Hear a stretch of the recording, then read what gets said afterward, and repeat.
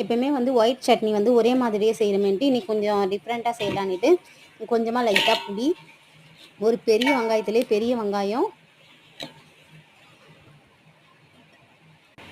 கருவேப்பிலை,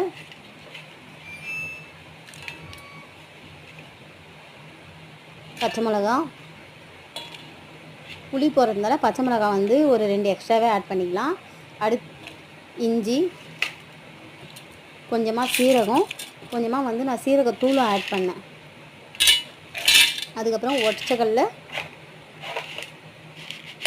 தேங்காய் எல்லாத்தையும் மொத்தமாக சேர்த்து கொட்டிக்கலாம். கொஞ்சமாக தேவையான அளவு உப்பு வந்து திட்டமாக போட்டுக்கலாம். அதுக்கப்புறம் தேவைன்னா நம்ம ஆட் பண்ணிக்கலாம், சட்னி வந்து சரி பார்த்துட்டு. அப்புறம் கொஞ்சம் கொஞ்சமாக தண்ணி சேர்த்து அரைச்சிக்கிட்டேன். நல்லா மழியாக அரைச்சாச்சு. குறன்னு இருக்குது லைட்டாக. அப்புறம் உப்பு செக் பண்ணிவிட்டு தேவையான அளவு வந்து அந்த மிக்சியை கழுவி தேவையான அளவு வந்து தண்ணி ஆட் பண்ணிட்டேன். ஆட் பண்ணிவிட்டு இப்போ வந்து கடுகு போட்டு தாளித்து வச்சுருக்கேன். கடாயில் கொஞ்சமாக வந்து கருவேப்பிலை ஆட் பண்ணி தாளிச்சதை வந்து நம்ம சட்னியில் ஊற்றி சட்னி ரெடி ஆகிடுச்சு.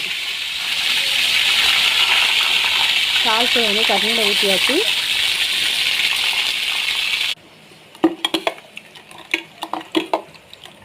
சட்னி ரெடி. அடுத்தது வந்து பொங்கலும் ரெடி ஆயிடுச்சு. பொங்கல் வந்து ஒரே விசில் தான் வந்து ஆஃப் பண்ணிட்டேன். ஏன்னா நம்ம சட்னி ரெடி பண்ணதால பொங்கல் வந்து அதோட பதத்துக்கு ரெடி ஆகிடும். ஒரு விசில் வச்சாலே நல்லா வந்து சூப்பராக ஆயிடுச்சு. இது வந்து பச்சரிசி வந்து இது ரேஷன் கடை பச்சரிசி தான் நான் யூஸ் பண்ணேன்.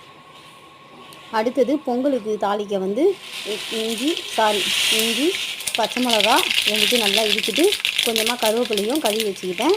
கடாயில் வந்து எண்ணெய் மட்டும்தான் ஊற்றிருக்கேன். நான் டால்டாவும் நெய் எதுவுமே வந்து ஆட் பண்ணல, எண்ணெய் மட்டுமே சேர்த்துருக்குறேன். அதுக்கப்புறம் வந்து இடித்ததை இதில் போட்டு நல்லா தாளித்து, ஏன்னா வந்து இப்போ மிளகு வந்து டக்குன்னு வெடிக்கும், அதனால் வெட்ட வந்துட்டேன். மிளகு வெடித்த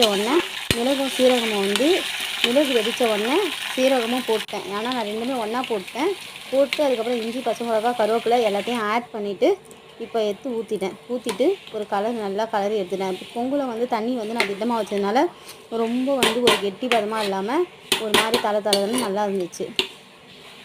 இப்போ வந்து நம்ம எப்படி இருக்குன்னு கேட்கலாம். பொங்கல் தான் வந்து சுட சுட சாப்பிட்டா செமையாக இருக்கும்.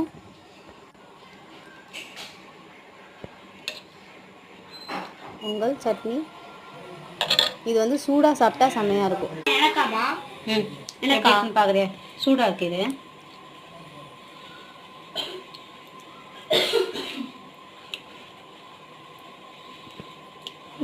எப்படி இருக்கு? நல்லா தான் இருக்கு.